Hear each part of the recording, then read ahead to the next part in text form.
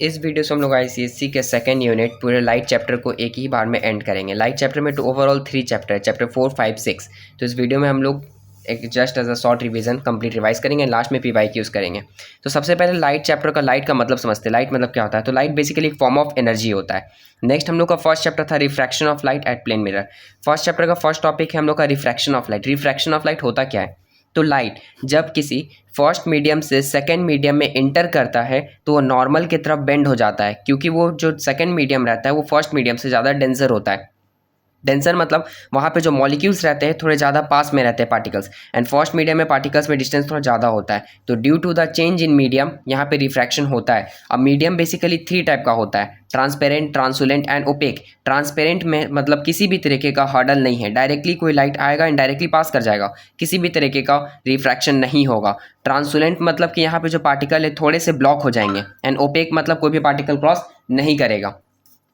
तो causes of refraction basically 2 he cause से refraction होते हैं। सबसे पहला होता है चेंज इन मीडियम, मीडियम में चेंज हो जाना, जैसे पहले एयर था, एयर से वाटर में चले जाना। और डेंसर, जितना ज़्यादा कोई मीडियम डेंसर होगा उतना ही ज़्यादा यहाँ पे रिफ्रैक्शन होगा। रिफ्रैक्शन को सिंपल इस डायग्राम से समझते हैं। यहाँ पे एक बेसिकली यहाँ पे एक सरफेस है, सरफेस में यहाँ पे इंसिडेंट रे आ रहा है एंड वो नॉर्मल की तरफ बेंड हो जा रहा है। तो नॉर्मल की तरफ बेंड हो रहा है तो बेंड हो जाना ही यहाँ पे रिफ्रैक्शन होता है, ठीक है। एंड नेक्स्ट पार्ट हम लोग का लॉज ऑफ रिफ्रैक्शन। केवल 2 लॉज होते हैं, जितने भी incident ray, reflected and normal जितने सब होते हैं वो सब एक ही प्लेन पे एग्जिस्ट करते हैं। दूसरा, sine of angle of incidence, sine of angle of refraction constant k के बराबर होता है। मतलब यहाँ पे नॉर्मल से जो एंगल बन रहा है इंसिडेंट रे का, इसको हम लोग एंगल ऑफ इंसिडेंट बोलते हैं। एंड यहाँ पे नॉर्मल से जो एंगल बन रहा है रिफ्लेक्टेड रे का, इसको हम लोग एंगल ऑफ रिफ्रैक्शन बोलते हैं। तो sine of angle of incident divide by sine of angle of refraction is equal to constant.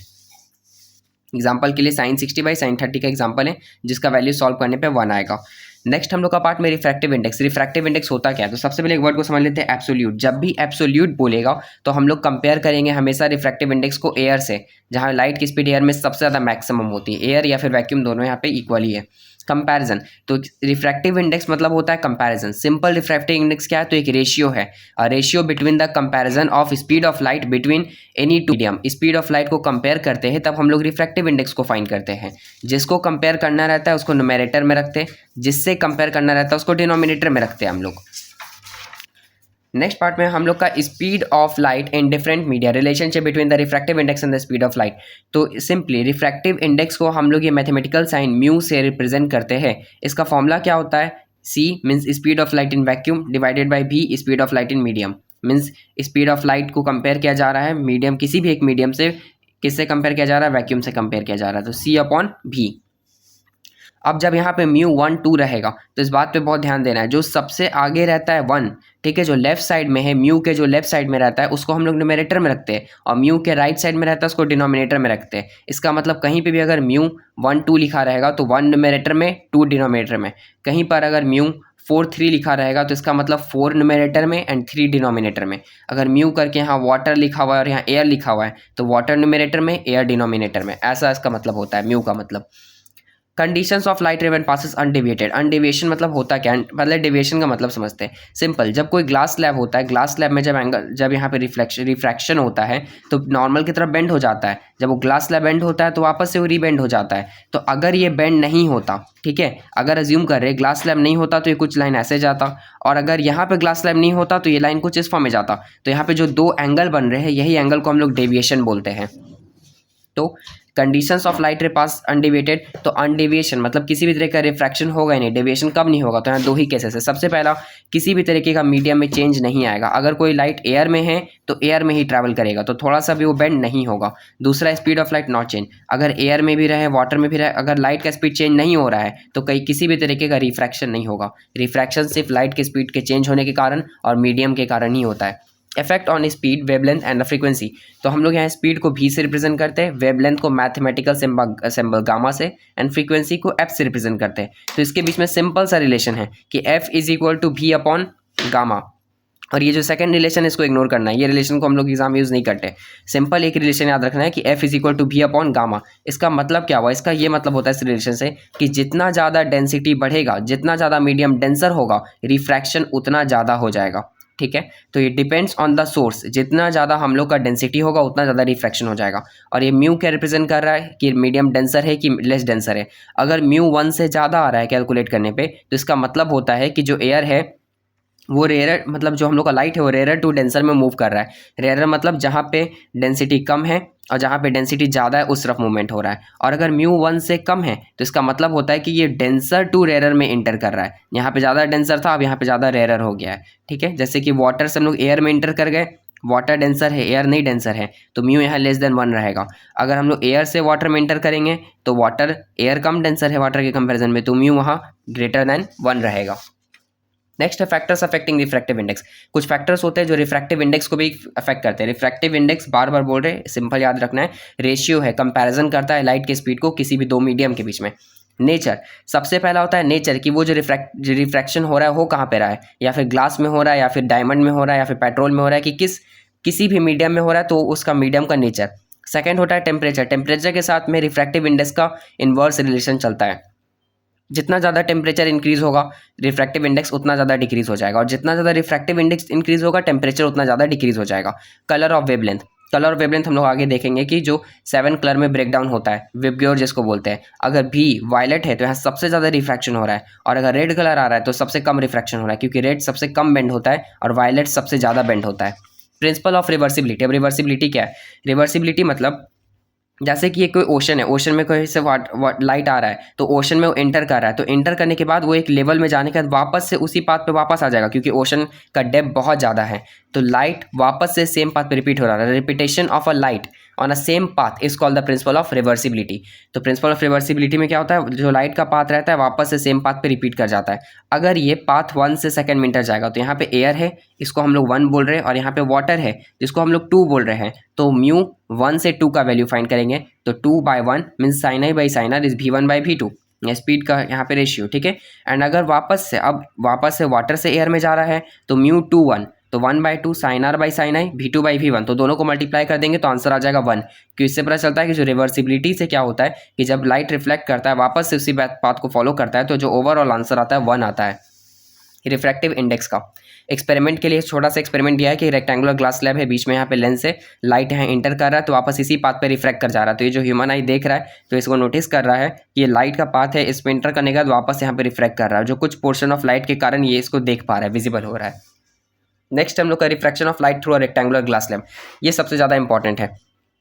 Centre में हम लोग का ये रेक्टेंगुलर ग्लास स्लैब, और यहाँ पे इस पार्ट पे बेसिकली जो लाइट इंटर करेगा इसको हम लोग बोलेंगे incident ray. Incident ray normal के साथ में एंगल बनाएगा तो इसको बोलेंगे एंगल ऑफ इंसिडेंस। देन वहाँ पे इंटर करेगा तो नॉर्मल की तरफ बेंड हो जाएगा, तो जो रे नॉर्मल की तरफ बेंड होगा उसको हम लोग बोलेंगे रिफ्लेक्टेड रे। और यहाँ पे जो एंगल बनेगा उसको बोलेंगे एंगल ऑफ रिफ्रैक्शन।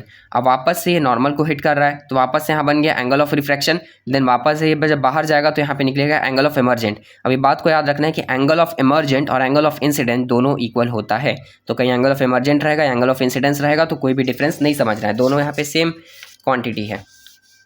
नेक्स्ट यहाँ पे अगर किसी भी तरीके के मल्टीपल इमेजेस फॉर्मेशन कैसे होता है, तो जब बीच में जो ग्लास स्लैब बहुत ज़्यादा थिक होता है, थिक होने के कारण यहाँ रिफ्रैक्शन बहुत ज़्यादा होगा, तो जब मल्टीपल रिफ्रैक्शन होता है तो यहाँ पे मल्टीपल इमेजेस का फॉर्मेशन हो जाता है। तो और क्वेश्चन पूछा जाएगा why the multiple images will form, तो due to the multiple refraction through prism. अब प्रिज्म से रिफ्रैक्शन समझते हैं। सबसे पहला जो प्रिज्म होता है, प्रिज्म 5 रेक्टेंगुलर शीट से मिलकर बना होता है। इसका स्ट्रक्चर कुछ ऐसा रहता है, लेकिन सिंपल देखा जाए फ्रंट से देखेंगे तो सिंपल ऐसा ट्रायंगल जैसा स्ट्रक्चर रहेगा।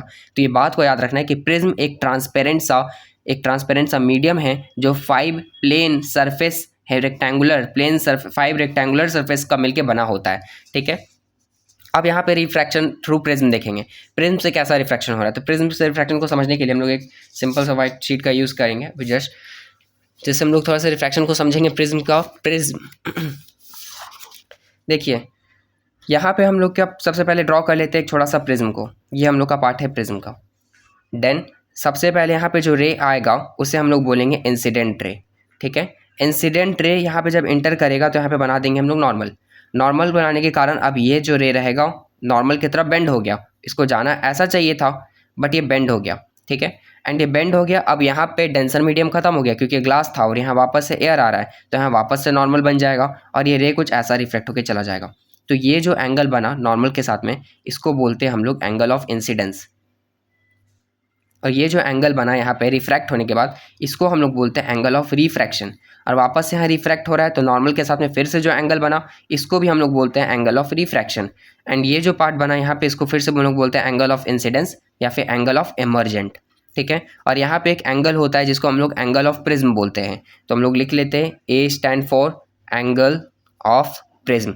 वीडियो में थोड़ा सा लाइट थोड़ा सा लैग हो रहा है, तो उस चीज़ पे नोटिस नहीं करना है, जहाँ पे डाउट रहेगा वहाँ पे एक बार फिर से 10 सेकेंड बैक करके देख लेना है। एंगल ए रिप्रेजेंट करता है एंगल ऑफ प्रिज्म को। देन ये जो आई है, ये आई रिप्रेजेंट करता है एंगल ऑफ इंसिडेंस को। एंड ये जो आर है, ये आर रिप्रेजेंट करता है एंगल ऑफ रिफ्रैक्शन को। तो यहाँ पे एक स्मॉल सा टर्म याद रखना है कि एंगल ऑफ रिफ्रैक्शन और angle of emergent, angle of incidence और एंगल ऑफ इमर्जेंट दोनों यहाँ पे इक्वल होता है। आप समझते हैं, अज्यूम कीजिए कि यहाँ पे प्रिज्म अवेलेबल था ही नहीं, तो ये लाइट का पाथ स्ट्रेट चला जाता। अब यहाँ पर भी प्रिज्म अवेलेबल नहीं था, तो ये भी लाइट का पाथ ऐसे स्ट्रेट चला जाता। तो यहाँ पे स्ट्रेट जाने के कारण यहाँ पर जो एंगल बनता, इसी को बोलते हैं हम लोग एंगल डी। एंगल डी मतलब एंगल ऑफ डेविएशन, ठीक है। और ये जो एंगल डी है, ये सेम एंगल डी यहाँ पर भी फॉर्मेशन होगा, ठीक है, इस पॉइंट पे भी फॉर्मेशन होगा, इस आर के जगह पे। तो हम लोग और को यहाँ पे शिफ्ट कर देंगे एंगल ऑफ रिफ्रैक्शन को, तो ये जो एंगल रहेगा अब हम लोग इसको बोलेंगे डी, या फिर इस पॉइंट पे एंगल ऑफ डी और एंगल ऑफ रिफ्रैक्शन दोनों इक्वल है। तो यहाँ पर भी डी बना एंड यहाँ पर भी डी बना, एंड इस पॉइंट पर भी आर बन रहा है, तो इस पॉइंट पर भी एक हम लोग का डी बनेगा, angle of deviation.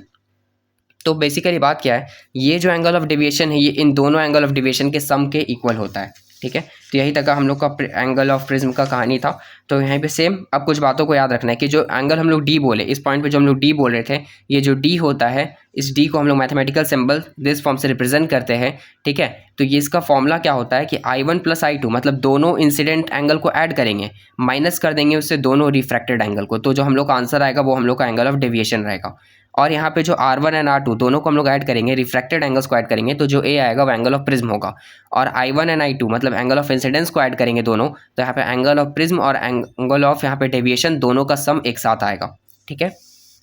Then factors affecting angle of deviation, तो कौन से फैक्टर्स एंगल ऑफ डेविएशन को अफेक्ट करते हैं? सबसे पहला इंसिडेंस, दूसरा मटेरियल ऑफ प्रिज्म, कि प्रिज्म किस चीज़ का बना है, सॉलिड मेटल जैसे यहाँ पे डायमंड हो गया या फिर ग्लास हो गया। फिर और नेक्स्ट होता है angle of prism, and next fourth part होता है यहाँ पे कलर। कलर भी डिपेंड करता है कि कलर कितना ज़्यादा बेंड हो रहा है, तो उस बेसिस पे पता चलता है कि प्रिज्म से कैसा यहाँ पे रिफ्रैक्शन होगा। फोर्थ पार्ट में some application of refraction through of light, तो रिफ्रैक्शन ऑफ लाइट का कुछ एग्जांपल होता है। लाइट का रिफ्रैक्शन से होता क्या है, तो हम लोग सनलाइट जो रेड कलर दिखता है बेसिकली इवनिंग के टाइम पे, हल्का ऑरेंज कलर दिखता है, ट्विंकलिंग ऑफ स्टार्स हो गए, तो ये सब रिफ्रैक्शन का ही रीजन होता है। नेक्स्ट हम लोग का टॉपिक है real and apparent depth. Real और अपेरेंट डेप्थ क्या होता है, तो अज्यूम करना है कि बेसिकली एक पॉन्ड है, पॉन्ड का जो एक्चुअल डेप्थ है वो 15 मीटर है, लेकिन इस पॉन्ड में बहुत सारा सॉइल एंड मड है, जिसके कारण हम लोग यहाँ पे सिर्फ 4 मीटर तक हम लोग विजिबिलिटी है, सिर्फ 4 मीटर तक देख पा रहे हैं। तो जहाँ तक हम लोग देख पा रहे हैं उसको हम लोग अपेरेंट डेप्थ बोलते हैं, एंड जो ओवरऑल डेप्थ है उसको हम लोग रियल डेप्थ बोलते हैं। तो इसका फॉर्मूला क्या होता है फाइंड करने के लिए, apparent depth is equal to real depth divide by A mu M. अब ये ए म्यू एम क्या है, तो ए म्यू एम है sine I by sine R, मतलब यहाँ पे सिंपल रिफ्रैक्टिव इंडेक्स है। रिफ्रैक्टिव इंडेक्स है दो टर्म से कंपेयर करता हुआ, एक real depth divided by apparent depth. तो हम लोग अपेरेंट डेप्थ यहाँ पे डिवाइड हो रहा है, एलएचएस बनाने का मल्टीप्लाई होगा, और ये जो रिफ्रैक्टिव इंडेक्स यहाँ पे मल्टीप्लाई होगा, एलएचएस बनाने का डिवाइड होगा, तो इससे फॉर्मूला ड्राइव हुआ।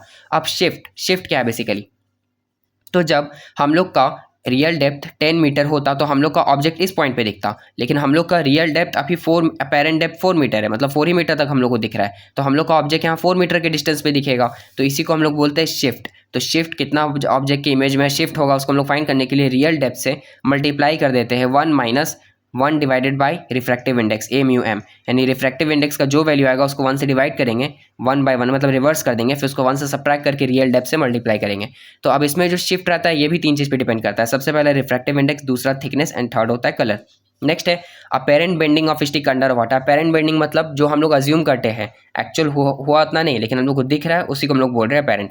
तो अपेरेंट बेंडिंग ये हम लोग का स्टिक है, स्टिक इंटर करेगा तो एक्चुअल स्टिक ऐसा जाएगा, पॉइंट बी पे उसका एक्चुअल पोजीशन है, लेकिन रिफ्रैक्शन के कारण डेंसर चेंज होने के कारण यहाँ पे लेस डेंसर था, यहाँ पे ज़्यादा डेंसर हो गया, डेंसर चेंज होने के कारण ये नॉर्मल की तरफ बेंड हो गया।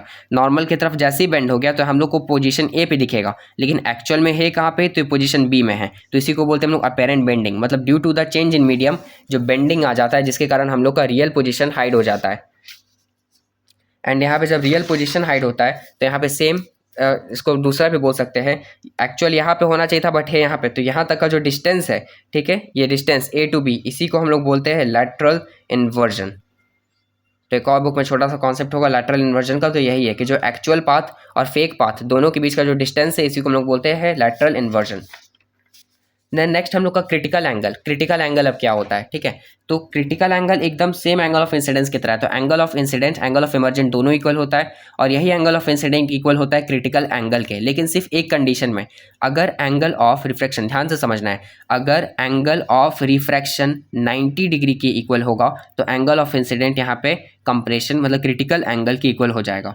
अगर रिफ्रैक्शन 90 के इक्वल होगा तो जो इंसिडेंट एंगल है वो यहाँ पे क्रिटिकल एंगल के इक्वल हो जाएगा। अब यहाँ पे 3 केसेस होते हैं। फर्स्ट, जब जो हम लोग का रिफ्रैक्शन का वैल्यू है वो ग्रेटर देन 1 आ जाता है, मतलब वैल्यू 90 डिग्री से ज़्यादा, तो ग्रेटर देन 1 आ जाता है तो एंगल ऑफ इंसिडेंट स्मॉल हो जाता है किसके कंपैरिजन में, एंगल ऑफ क्रिटिकल एंगल के कंपैरिजन। क्रिटिकल एंगल ज़्यादा रहेगा, एंगल ऑफ इंसिडेंस कम रहेगा, दोनों यहाँ पे इक्वल ही है। कैसे, तो देखिए ये एंगल ऑफ इंसिडेंस है इस पॉइंट पे एंड यहाँ पे सेम ये है हम लोग का क्रिटिकल एंगल जिसको हम लोग आई से लिख दिए, तो दोनों सेम है, लेकिन ये हम लोग एंगल ऑफ इंसिडेंस बोल दिया और इसको दूसरे वाले को फिर से इंसिडेंस बोलने से अच्छा यहाँ पे क्रिटिकल एंगल बोल दिए। जैसे कि रेक्टेंगुलर ग्लास स्लैब पे हम लोग इमर्जेंट बोल दे रहे थे, तो इस पॉइंट पे हम लोग अब क्रिटिकल एंगल को इंट्रोड्यूस कर दिए क्योंकि यहाँ पे आर 90 डिग्री का केस आएगा।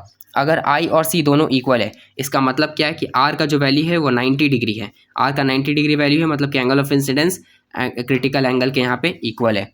देन थर्ड पार्ट में अगर आर का वैल्यू, अगर आर इस पाथ पे अलाइन हो गया है सेम, ठीक है, 0 डिग्री है, तो जो आर का वैल्यू है लेस देन 1 रहेगा, लेस देन 1 रहेगा तो एंगल ऑफ इंसिडेंस ज़्यादा रहेगा क्रिटिकल एंगल से। तो हम लोग का क्रिटिकल एंगल का कॉन्सेप्ट एंड होता है। क्रिटिकल एंगल कोई अगर आता है क्वेश्चन में क्या है, तो critical angle is the angle of incident in which R angle of refraction is equal to 90 degree, बस इतना डिफाइन करेंगे।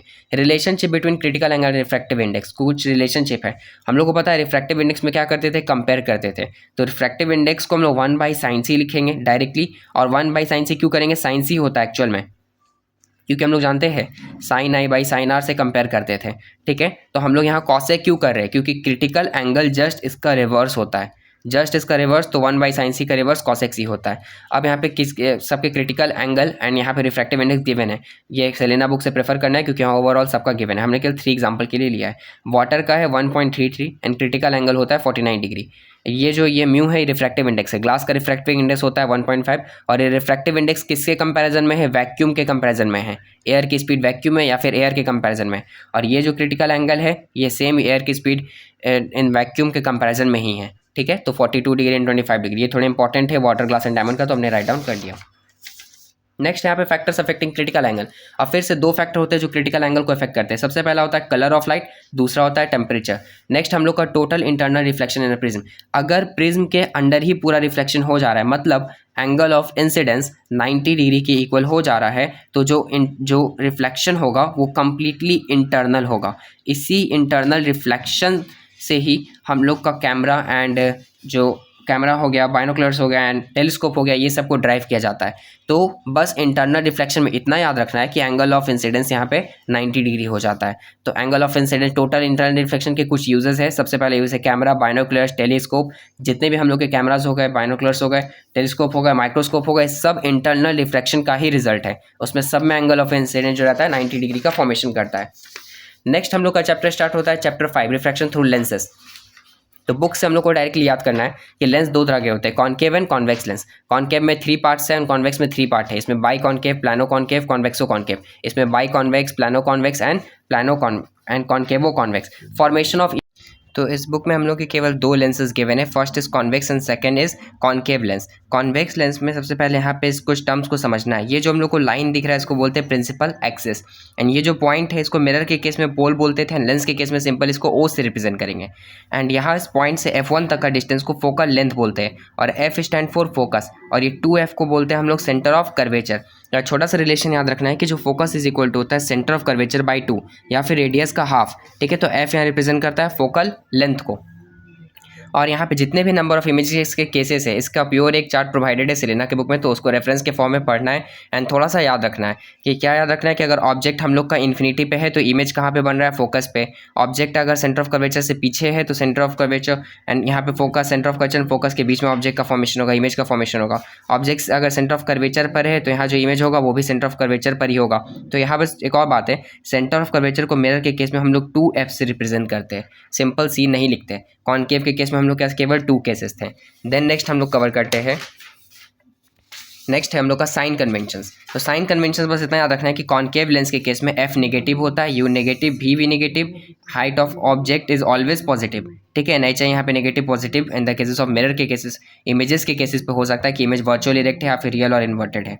कॉन्वेक्स में एफ पॉजिटिव होगा, यू ऑलवेज नेगेटिव होगा, एंड भी यहाँ पे पॉजिटिव नेगेटिव दोनों हो सकता है, and height of object always positive होगा, and height of image will be height of image will be the positive and negative. And यहाँ पे भी को 5 इसलिए यहाँ रिप्रेजेंट किया गया है क्योंकि मैक्सिमम 5 केसेस में पॉजिटिव होता है, सिर्फ लास्ट केस में नेगेटिव होता है। और लेंस का फॉर्मूला यहाँ पे याद रखना है कि 1/v minus of 1/u is equal to 1/f होता है। Then linear magnification, linear magnification होता है कि कोई ऑब्जेक्ट का जो इमेज फॉर्मेशन हो रहा है वो कितना ज़्यादा जूम है, कितना ज़्यादा उसके साइज से डबल है या कितने टाइम्स ज़्यादा है। तो मैग्नीफिकेशन का फॉर्मूला होता है v/u या फिर height of image divide by height of object. तो ये रिलेशन है, फिर से इस रिलेशन को भी हमें याद रखना है।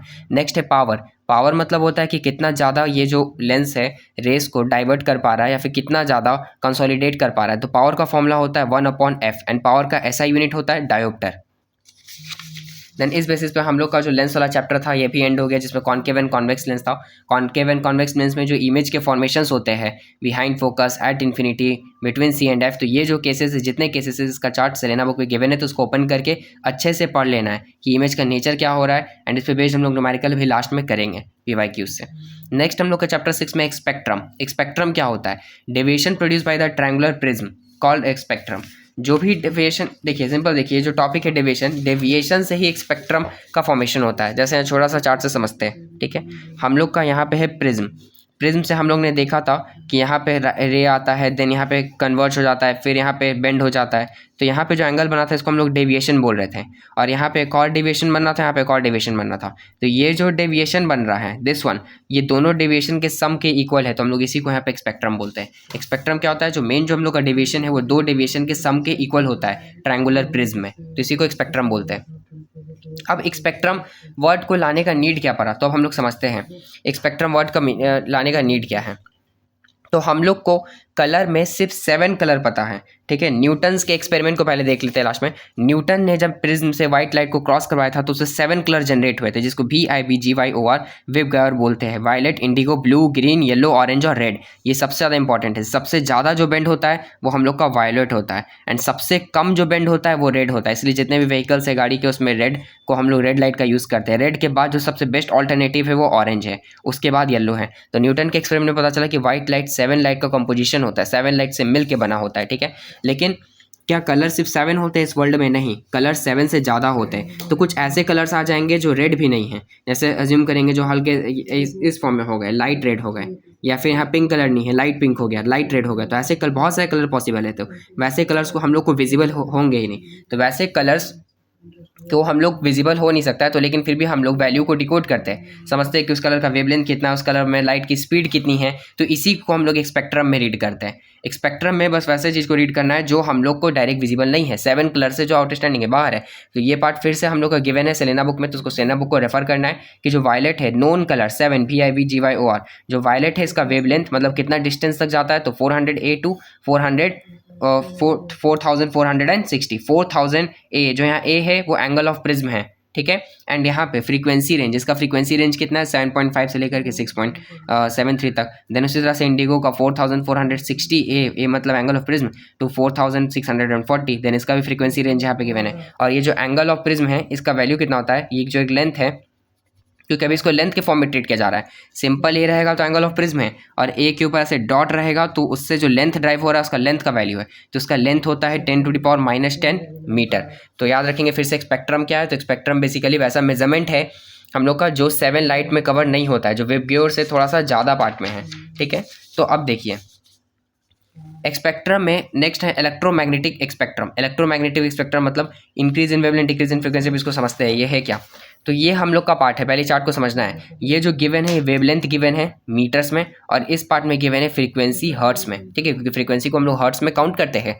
तो यहाँ 10.2, 10, 400, 800, 10⁻6, 10⁻10, एंड देन यहाँ पे 3 × 10⁻7, 3 × 10⁻11 करके ऐसे करके फ्रीक्वेंसी इन हर्ट्स गिवन है। तो यहाँ पे एक बात है, 400 से लेकर के 800 के वेवलेंथ वाली ही लाइट को हम लोग देख सकते हैं, जो हम लोग के विजिबल होते हैं, इसलिए हमने यहाँ विजिबल लिखा है। विजिबल मतलब जिसको हम लोग देख पा रहे हैं 400 से 800 के रेंज में। फिर हर्ट्स में बात करेंगे, फ्रीक्वेंसी में बात करेंगे तो 3 इंटू 10⁻6 से लेकर के 3 इंटू 10⁻11 तक। बाकी 10 से लेकर के 400 तक हम लोग यूवी रेज बोलते हैं। यूवी मतलब अल्ट्रा वायलेट रे। अल्ट्रा वायलेट रे को हम लोग देख नहीं सकते, तो उसका हम लोग बोला जाएगा वेवलेंथ कितना है, 10 से लेकर के 400 तक होता है। एंड यहाँ पे फ्रीक्वेंसी कितना है, तो 3 इंटू 10⁻6 से लेकर के 3 इंटू 10⁻9 तक होता है। ठीक है, तो यहाँ पे अब जो 10 से पीछे जाएंगे, 10⁻2 से लेकर के 10 तक बात करेंगे, तो वहाँ पे यू भी नहीं, वहाँ पे जो रेज रहेंगे एक्स रेज हो जाएंगे। एंड 800 से लेकर के 10⁻10 तक जाएंगे, तो वहाँ तक जो वेव हो जाएंगे उसको हम लोग माइक्रोवेव बोलेंगे। 10�10 से जो ज़्यादा के जो वेव रहेंगे उसको हम लोग रेडियो वेव बोलेंगे। तो ये वेवलेंथ के टर्म्स में बात है। सेम उसी तरह से यहाँ पे फ्रीक्वेंसी में बात है। तो इलेक्ट्रोमैग्नेटिक स्पेक्ट्रम में यहाँ पे मेजरमेंट बता रहा है कि विजिबल लाइट को छोड़ करके, जैसे वेव गियर को छोड़ करके, बाकी जो भी माइक्रोवेव, यूवी रेज, एक्सरे है, तो इसका वेवलेंथ और फ्रीक्वेंसी होता कितना है। ठीक है, तो properties of rays and discover, ये भी फिर से हम लोग का सेलेना बुक में एक चार्ट करके गिवन है, जिसमें हर एक प्रॉपर्टी गिवन है वेव का, एक्सरे का, गामा रे का, यूवी का, रेडियो वेव का, माइक्रोवेव का, एंड इसके फाउंडर्स कौन थे, ये सबका नेम भी गिवन है। तो यहाँ पे इन लोग का प्रॉपर्टीज, ये लोग वेव का वेवलेंथ कितना होता है, क्या कितना से कितना तक मेजरमेंट कितना होता है, फ्रीक्वेंसी कितना होता है, इस पार्ट को बहुत ध्यान से, इस चार्ट को याद रखना है। और दूसरे लोग के डिस्कवर कौन किए हैं, तो ये ऑलरेडी बुक से प्रेफरेंस के फॉर्म में थोड़ा सा पढ़ लेना है। नेक्स्ट हम लोग का scattering of light with its application. Scattering मतलब होता है लाइट का डिवाइड हो जाना, लाइट डिवाइड हो जाना। जैसे व्हाइट लाइट डिवाइड हो गया 7 पार्ट्स में, this one is scattering. Scattering is the process of absorption and then reemission of light energy. तो स्कैटरिंग एक ऐसा प्रोसेस है जिसमें ऑब्जॉर्प्शन होता है लाइट का और रीमिशन होता है, मतलब कि यहाँ पे एक पॉइंट पर लाइट कलेक्ट हो रहा है और एक पॉइंट पर फिर से ऐसे करके डाइवर्ट हो जा रहा है। ठीक है, तो scattering is the process of absorption and reemission of light energy. अब इसके स्कैटरिंग के हम लोग का एप्लीकेशन क्या है। पहला एप्लीकेशन है वाइट कलर के क्लाउड्स। जो हम लोग वाइट कलर के क्लाउड्स देखते हैं वो स्कैटरिंग का रीज़न है। पूरे के पूरे हम लोग को जो क्लाउड्स आते हैं वो वाइट कलर के दिखते हैं। रीज़न क्या है, स्कैटरिंग के कारण हो रहा है। ऐसा नहीं होगा कि कुछ जो क्लाउड्स है बेसिकली सेंटर में वाइट रहेंगे, बाकी सब वाइट नहीं रहेंगे। Red colour at sunrise and sunset, sunrise और सनसेट के टाइम भी हम लोग को रेड कलर दिखता है। रेड कलर दिख रहा है तो किसके कारण दिख रहा है, रिफ्रैक्शन के कारण दिख रहा है। ठीक है, अब रिफ्रैक्शन के कारण दिखता तो किसी एक पॉइंट पे दिखता, ओवरऑल क्यों दिख रहा है, हर जगह क्यों दिख रहा है। सुबह हो रहा है तो पूरा जगह रेड है, दोपहर हो रहा है तो पूरा जगह देखेंगे तो येलो कलर का थोड़ा स्कैटर रहता है, तो वो स्कैटरिंग के कारण हो रहा है। स्कैटरिंग मतलब सिंपल होता है डिवाइड हो जाना, पूरे तरीके से डिवाइड हो जाना। Blue colour of sky, sky जो ब्लू कलर का दिखता है तो ब्लू कलर फिर से दिख रहा है, क्यों, रिफ्रैक्शन से। लेकिन पूरा स्काई ब्लू दिख रहा है, वो ऐसा हुआ क्यों है, क्योंकि यहाँ स्कैचर हुआ है। स्कैचर मतलब होता है डिवाइड हो जाना, वो ओवरऑल जगह पूरे तरीके से फैल जाना। तो हम लोग का ये पार्ट पे overall sign conventions, colour, temperature and spectrum, ये दोनों सबका टॉपिक यहाँ पे एंड होता है। और हम लोग अभी नेक्स्ट कंटिन्यू करेंगे जितने भी पीवाईक्यूज एंड स्पेसिमेन से रिलेटेड क्वेश्चन है लाइट से, क्योंकि लाइट चैप्टर इसलिए टैकल किया गया क्योंकि लाइट चैप्टर का वेटेज बहुत ज़्यादा है। इसीलिए लाइट का पूरा एक यूनिट है जिसमें ओवरऑल 3 चैप्टर होते हैं, इसको एक वे में ही एंड कर दिया गया है। तो इसको एक वे में कंटिन्यू करके देखना है एंड लास्ट में हम लोग को पीवाईक्यूज एंड स्पेसिमेन से थोड़ा से प्रैक्टिस करने हैं। Thank you.